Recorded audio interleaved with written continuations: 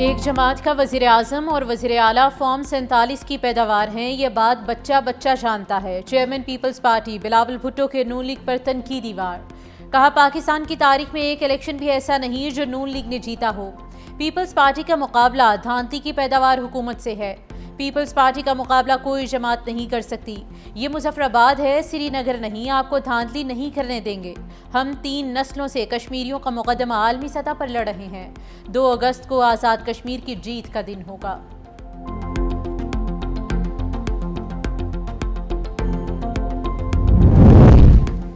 آزاد کشمیر انتخابات پر Peoples party اور نون league کے درمیان لفظی جنگ۔ وزیر اعلیٰ پنجاب مریم نواز کی پیپلز پارٹی کے خلاف ایکس پر تنزیہ پوسٹ۔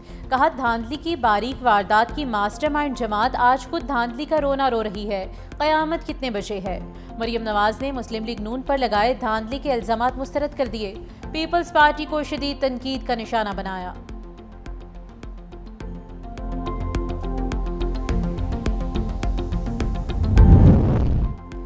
قیامت 2024 میں ہی آ گئی تھی جب نون لیگ نے خیرات میں ملنے والی حکومت سنبھالی۔ سینئر وزیر سندھ شرجیل انعام میمن کا مریم نواز کو جواب۔ پریس کانفرنس کرتے ہوئے کہا کہ نون لیگ نے میرپور ڈویژن میں دھاندلی کی۔ راجہ پرویز اشرف نے نون لیگ کی دھاندلیوں کے ثبوت پیش کیے۔ حیرت ہے کہ میرپور ڈویژن میں 99.4% ووٹ کاسٹ ہوئے۔ ہمارا مطالبہ ہے کہ چودھری یاسین کے حلقے میں دوبارہ الیکشن کروائیں۔ ان انتخابات میں ہم اپنے ثبوت جو ہیں وہ عوام الناس اور آپ کے سامنے رکھنا چاہتے ہیں، پی ایم ایل این کے سامنے رکھنا چاہتے ہیں، ان کی لیڈرشپ کے سامنے رکھنا چاہتے ہیں۔ میں نے اس دن یہ مطالبہ کیا تھا، آپ کے علم میں ہوگا، کل کی تو بات، میں نے کہا تھا کہ جن حلقوں پر ہمیں اعتراض ہے، جن کے ثبوت ہمارے پاس موجود ہیں، جن کے بارے میں ہمارے جو امیدواران ہیں انہوں نے چیف الیکشن کمشنر کو درخواست دی ہوئی، ان کے اوپر جو ہے وہ چیف الیکشن کمشنر جو ہے وہ فوری فیصلہ صادر کرے۔ پیپلز پارٹی نے آزاد کشمیر انتخابات میں دھاندلی کے ثبوت پیش کر دیے۔ اسلام آباد میں سابق وزیر اعظم راجہ پرویز اشرف کی پریس کانفرنس۔ کہا متعدد پولنگ سٹیشنز پر قبضہ کیا گیا، میڈیا کو باہر نکالا گیا اور انتخابی نتائج میں سنگین بے ضابطیاں ہوئیں۔ چیف الیکشن کمشنر سے حقائق کی بنیاد پر فیصلہ کرنے کا مطالبہ۔ کہا اگر شفاف تحقیقات نہ ہوئی تو جمہوری عمل سے عوام کا اعتماد اٹھ جائے گا۔ آئندہ انتخابی مراحل سے قبل انتخابی عمل کی شفافیت یقینی بنانے پر بھی زور دیا۔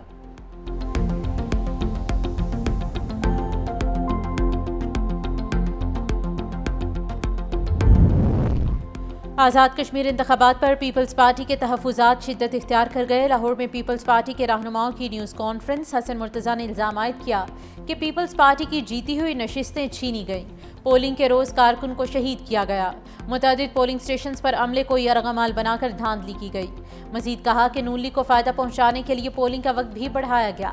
سید حسن مرتضیٰ کا الیکشن کمیشن پر بھی جانبداری کا الزام۔ کہا ویڈیو شواہد موجود ہیں مگر شکایات کے باوجود کارروائی نہیں کی گئی۔ پیپلز پارٹی انتخابی نتائج کے خلاف آئینی اور سیاسی جدوجہد جاری رکھے گی۔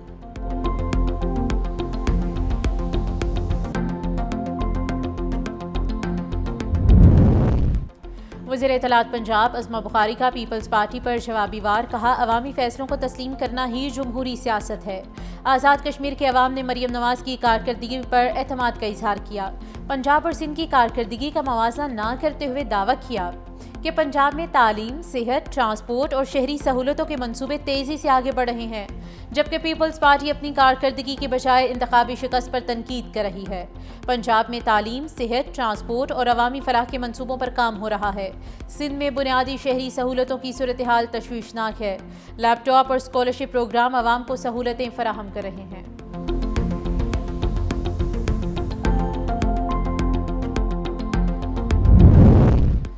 سیکیورٹی فورسز کا خیبر پختونخوا اور بلوچستان میں دہشت گردوں کے خلاف کامیاب آپریشن۔ 32 دہشت گرد ہلاک، اسلحہ، گولہ بارود اور IEDs برآمد۔ خیبر کے مختلف علاقوں میں آپریشن کے دوران بھارتی سرپرستی میں سرگرم فتنہ الخوارج کے 24 دہشت گرد ہلاک۔ بلوچستان کے ضلع نوشکی میں فتنہ الہندوستان کے 8 دہشت گرد مارے گئے۔ ISPR کے مطابق 28 اور 29 جولائی کی درمیانی شب ضلع خیبر میں متعدد انٹیلیجنس بیسڈ آپریشنز کیے گئے۔ سیکیورٹی فورسز نے دہشت گردوں کے متعدد ٹھکانوں کو مؤثر انداز میں نشانہ بنایا۔ دہشت گردوں کے دیگر سہولت کاروں اور عناصر کے خاتمے کے لیے علاقے میں کلیئرنس آپریشن جاری ہے۔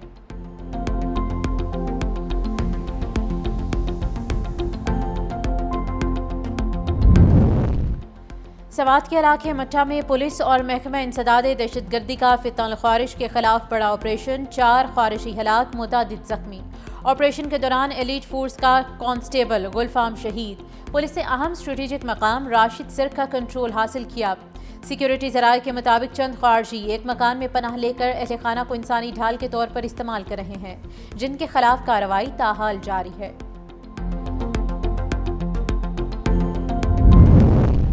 مشرق وسطی میں نیا محاذ کھل گیا۔ سعودی عرب نے عراق میں ایران نواز ملیشیاؤں کے ٹھکانوں پر جوابی کارروائی کا اعلان کر دیا۔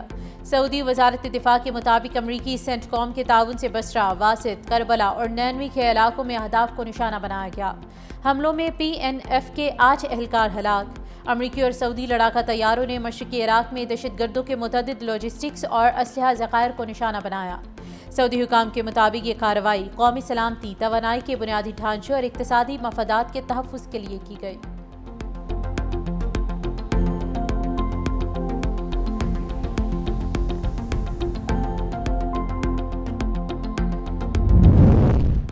امریکہ ایران مفاہمتی یادداشت کی بحالی کے قریب پہنچ گئے۔ پاکستان، مصر اور قطر کے مذاکرات کار آبنائے ہرمز میں آمد و رفت کا نظام چلانے کے طریقہ کار پر کام کر رہے ہیں۔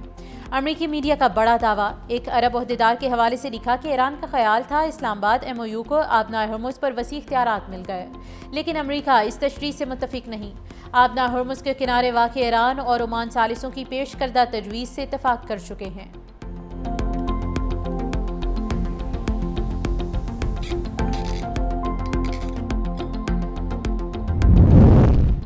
کوئی مجھے نہ بتائے کہ ہمیں کیا فروخت کرنا چاہیے۔ امریکی صدر ڈونلڈ ٹرمپ نے ترکی کو F-35 طیاروں کی فروخت پر اسرائیل کا اعتراض مسترد کر دیا۔ ترکی اور اسرائیل ایک دوسرے کو پسند نہیں کرتے، لیکن ترکی عظیم اور طاقتور ملک ہے۔ ان کے پاس بہت بڑی طاقتور فوج اور عسکری قوت موجود ہے۔ ترکی ہمارا عظیم ساتھی رہا ہے۔ صدر اردوان نے شام میں بہت اچھا کام کیا۔ میڈیا سے گفتگو میں کہا کہ نیتن یاہو مجھے جنگ میں پھنسائے رکھنا چاہتا ہے۔ نیتن یاہو ایران کی جوہری سرگرمیوں کا مجھے نہیں، دنیا کو بتائے۔ امریکہ کی اس پر گہری نظر ہے۔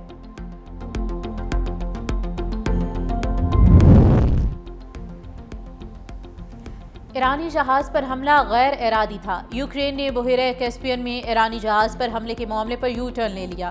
عباس عراقچی کے مطابق یوکرینی ہم منصب نے یقین دلایا کہ ایرانی جہاز پر حملہ غیر ارادی تھا۔ یوکرین ایران کے ساتھ کشیدگی نہیں چاہتا، تاہم عباس عراقچی نے واضح کیا کہ ایرانی مفادات پر حملہ ناقابل قبول ہے، نقصانات کی تلافی ضروری ہے۔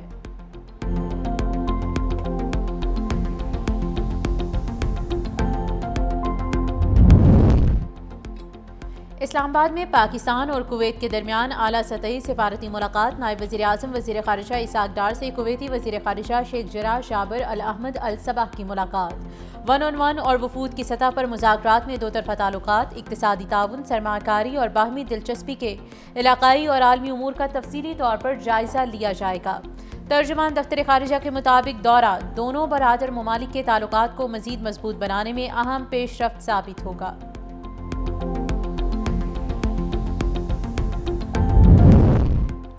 وزیر اعلیٰ سندھ سید مراد علی شاہ کی امریکی اعلیٰ سطحی کاروباری وفد سے ملاقات۔ توانائی، ٹیکنالوجی، انفراسٹرکچر، صحت، زراعت اور سیاحت سمیت مختلف شعبوں میں سرمایہ کاری کی دعوت۔ وزیر اعلیٰ کا کہنا تھا کہ سندھ سرمایہ کاروں کے لیے شفاف، مستحکم اور کاروبار دوست ماحول فراہم کر رہا ہے۔ امریکی وفد کا قابل تجدید توانائی، مصنوعی ذہانت، ڈیٹا سینٹر، فن ٹیک اور ہیلتھ سیکٹر میں سرمایہ کاری میں دلچسپی کا اظہار۔ مذاکرات جاری رکھنے پر اتفاق۔ وزیر اعلیٰ سندھ کا امریکی سرمایہ کاروں کی سہولت کے لیے محکمہ سرمایہ کاری میں خصوصی امریکن انویسٹر ڈیسک قائم کرنے کا بھی اعلان۔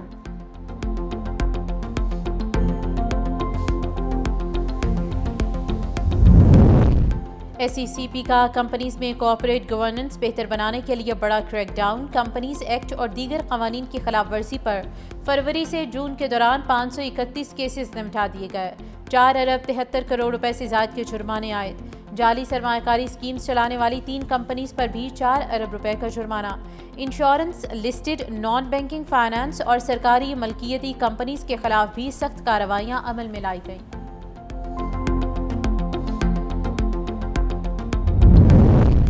ڈیزل کی قیمت میں 10 روز میں 65 روپے فی لیٹر اضافہ، گڈز ٹرانسپورٹرز کا سخت رد عمل، پاکستان گڈز ٹرانسپورٹ الائنس کا کرایوں میں 15% اضافے کا اعلان، 48 گھنٹے میں ملک گیر ہڑتال کی دھمکی دے دی۔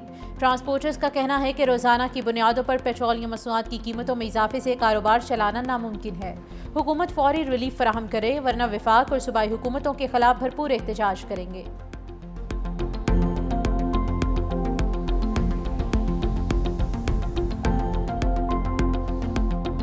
لاہور سمیت پنجاب کے مختلف شہروں میں مونسون بارشیں، نشیبی علاقے زیرآب، اہم شاہراہوں پر کئی فٹ پانی جمع، ٹریفک کی روانی شدید متاثر، پی ڈی ایم اے نے صوبے بھر میں الرٹ جاری کر دیا۔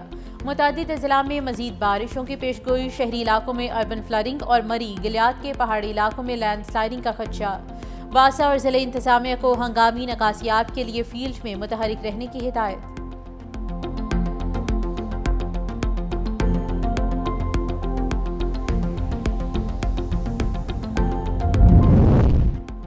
شکرگڑھ میں جموں سے آنے والے برساتی نالہ بئی میں طوفانی پانی کے تیز بہاؤ سے متعدد علاقوں میں کٹاؤ کا عمل تیز، مردوال، نیو آبادی، محلہ آرائیاں اور قریبی آبادیوں کو نقصان کا خدشہ، ضلع انتظامیہ کے شہریوں کو احتیاط برتنے کی ہدایت، غیر ضروری طور پر نالے کے قریب جانے سے گریز کی ہدایت۔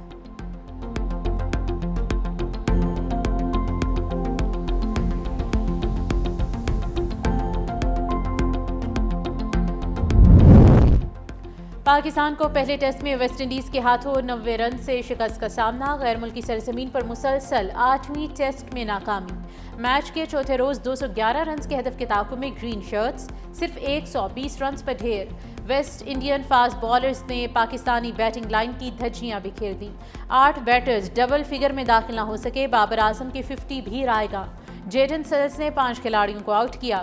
ویسٹ انڈیز کی ٹیم دوسری اننگز میں 181 رنز پر آؤٹ ہوئی، میزبان ٹیم کو 2 میچز کی سیریز میں 1-0 کی برتری حاصل، جسٹن گروز میچ کے بہترین کھلاڑی قرار پائے۔